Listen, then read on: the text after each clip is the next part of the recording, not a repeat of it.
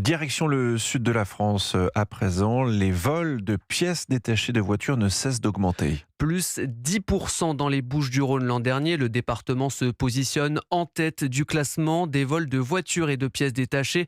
Pour lutter contre ce fléau, la police nationale a créé dans le département une unité spécialisée. Reportage du correspondant d'Europe 1 à Marseille, Stéphane Burgat.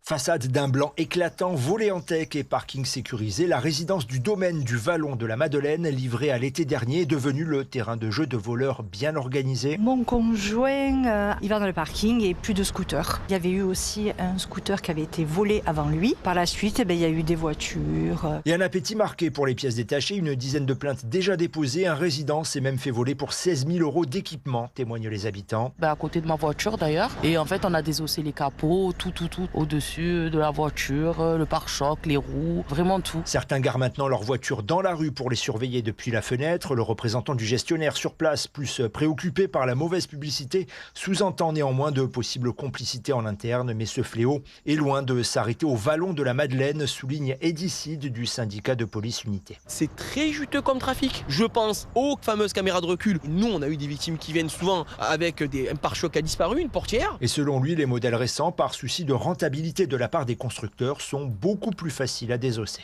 Marseille, Stéphane Burgat, Europe 1.